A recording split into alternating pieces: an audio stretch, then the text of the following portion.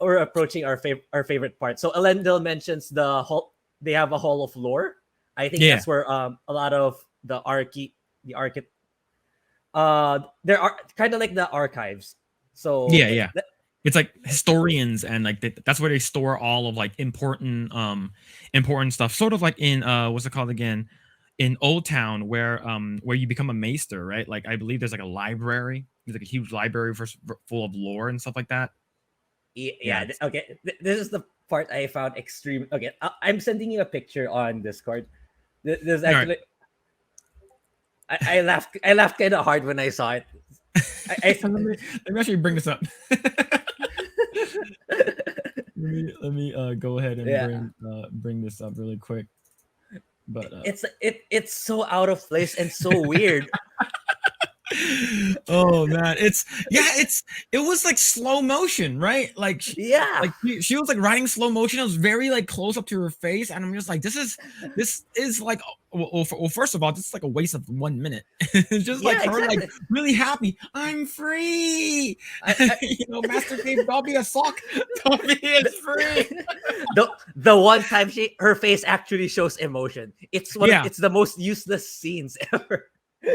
Yeah, it's like maybe this is the first time riding a horse in the actual show, right? Like the actual like actor is like, oh my god, I love horses so much. Yeah. Well, the thing is that she has more emotion already just from this one scene than Arendir, right? Yeah, it's but if you're gonna show emotion, right? Why is it gonna have to be such a such a redundant scene? Even before the scene, right? She was like saying, "We get to ride a horse." Which is like something so foreign for her for some reason, given her experience. I don't know. It feels like it should have been omitted entirely because it's so weird. Yeah, it's like for me, I thought the scene was there's a bunch of things that I thought about Galadriel, like but this scene in particular, I'm like, okay, what's the point, right? Is she like free? Because she was captured, right? She was considered like an honored guest, but you're not allowed to leave the the grounds, right?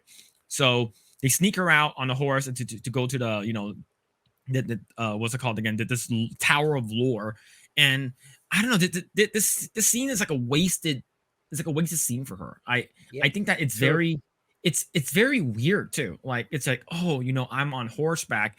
It's sort of like watching a bunch of the old, like the original trilogy stuff, and me and my wife are also rewatching the Hobbit trilogy, and seeing it like they do like establishing shots, right? They're on horseback, and then they're like, and there's like epic music playing or something like that, and then they're riding along, the fields of Mordor or something like that, going towards like Mount Doom, and then you see like the establishing shot of like, the Eye of Sauron with Mount Doom. But this one is just like, okay, you have the establishing shot of them riding on horseback to the Tower of Lore, and then there's a very up close, uncomfortably close to her face, and she's just like, there's even a zoomed in version. they really zoomed into the face. It's like I was laughing so hard when I saw it. Like, what is this? Okay, then suddenly they transitioned the scene back to the Hall of Lore. Yeah, I don't know. It's complete. Yeah, like you said, it's completely unnecessary, and I don't know. It caught me off guard actually. There's a bunch of stuff in this episode that what's it called again? Makes me just think about, wow, like okay, credit where credit is due. The show looks beautiful, right? You could tell they spent all of their budget on like visuals, making sure like the buildings look good, the visual effects looks good, the background and scenery, they all look great, right? But you can only polish a turd so much, right? Ultimately, like it's all fluff and no substance. You have a show that's beautiful, it looks great, but the thing is that like you have a one-dimensional Galadriel, just like, I want to speak to your manager. She's like Karen. He's like, I want to speak to your manager. I want to go back to I want to go to what's it called again? God, where did he want to go again? Shit, Middle Earth. Yeah, we want to go back to Middle Earth. And she's just like, I want to speak to your manager right now. Yeah, exactly, exactly. That's what it comes off. I think the Queen Muriel, is that her name? I think like Uh, Queen Miria or something like that. I think so. Yeah, I'm not sure either. I think she holds presence, which is great. Like she actually commands she commands the scene. But I don't know. It's just like her thing was I want I want to go back to Middle Earth. I want my dagger. You know, he stole the dagger from me, and I want it back. He wants it, and then it's I did not like her. Like I don't like how they written her. Like the direction of how like show that you think that you're better than everyone. Like sort of like the direction of acting is like pretend that you are better than everyone here. Pretend that you are the richest person in this room, and everyone should bow down to you. And she's like, all right, got it, right? And then like she's it's just like she's not likable. I do not like how they made her character. It's no fault to the actors or what or how they sort of like just come off as their character. It's the writing and the direction they're given, and she's just so not likable. Like okay, going back to episode 2, I think that going into watching the Rings of Power, I was gonna hate Disa, Queen Disa. I was gonna hate her. Oh, I'm like, okay. she's gonna be stupid. She's gonna be boring. And to be honest, surprisingly, she's not the worst part of the show. She's like Disa is super like charismatic, like super like when what's it called again? Durin and Elrond was in the same room. It's like okay, and then when Disa shows up, she's like, hey, you know, like she has a lot of like she's a good actor. Like I'm like that's great. You know, like you completely proved me wrong. And but the thing is with Galadriel, I'm like, okay, I like Disa. Proved me wrong, right? Like I going in not liking her, I like her. Galadriel, you have yet to try to persuade me to like this character. I think that she's so badly written, and just based off of like how Galadriel is in the Peter Jackson trilogy versus how she is here, it seems like they're completely different characters.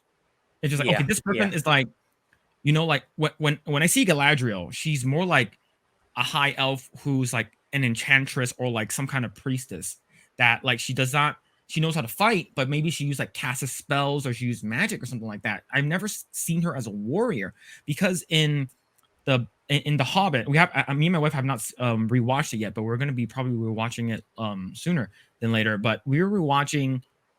We watched Battle of the Five Armies, the Hobbit, the last Hobbit movie, and I remember Saruman and Galadriel comes, and I'm not sure if Elrond shows up too, but I remember they come and they fight, and I'm like, I don't see Galadriel holding a sword and with full elven armor and like fucking kicking ass. I don't see that. She was like basically like casting spells and shit. I'm like, this character does not resemble Galadriel in the Rings of Power at all.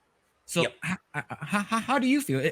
Am I completely wrong here? Like, because I don't want to, like, if I am, like, please let me know, because I don't want to feel like that's actually I brought that up. I think either in our first podcast or in I think it's the last one. Yeah, I play a real-time strategy game, Battle for Middle Earth. I wanted to show the picture, which I didn't. It's Galadriel's actually more she's actually more of the magic type. She never held a sword either in that game. Yeah. So it's the Hobbit is accurate. It's more accurate in the two trilogies compared to this one, because this one completely deviates from the character. And you mentioned earlier Disa. Actually, I watched another talk about it on YouTube. Actually, they kind of did her a bit dirty. Not as bad as Galadriel in that scene, because apparently in dwarven culture in the books, it's as dwarves, you always show your best foot forward when it comes to outsiders. You always position yourself. You always show yourself in a position of strength.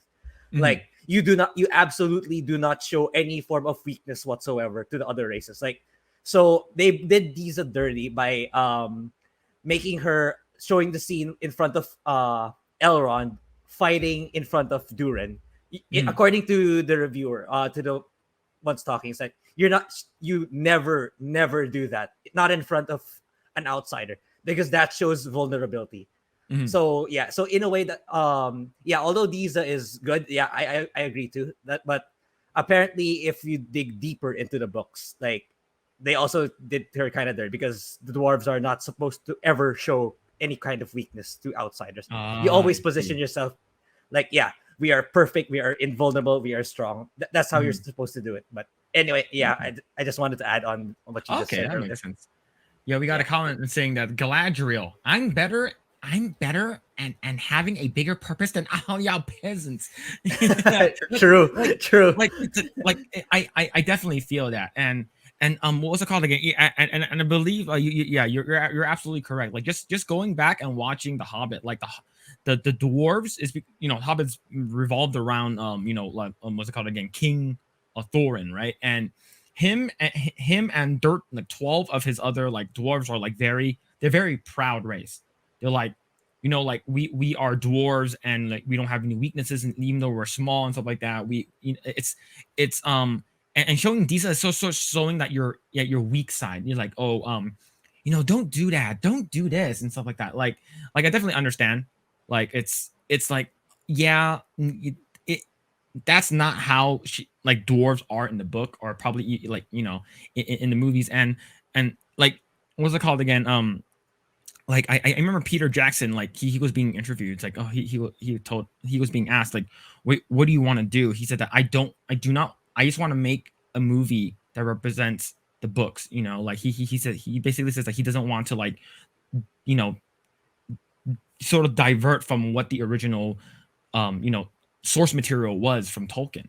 And seeing that, like, even though Diesel was played very well by the actor, I don't know her name, it's not how it was supposed to be. And I think that's why a lot of people there, you know, there's backlash and stuff like that. And and this new episode, like, for me, I'm not sure about you, but in my rewatching, what's it called again, The Lord of the Rings, and looking at Isildur, and I'm looking at him, I'm like, he looks like he's like in some kind of like in terms of his skin, you know, like he looks like he's more of like, you know, he's from Europe and stuff like that. But the Isildur that I'm looking at in the show, like maybe he's like the out of everyone, like he was the best for the part in terms of how he acted, like when he's auditioning.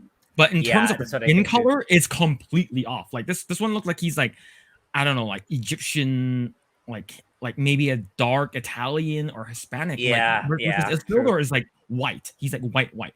So I'm not sure what it is. Maybe his skin will become lighter. Maybe because he's not getting. Maybe he's very tan because he's always outside, right?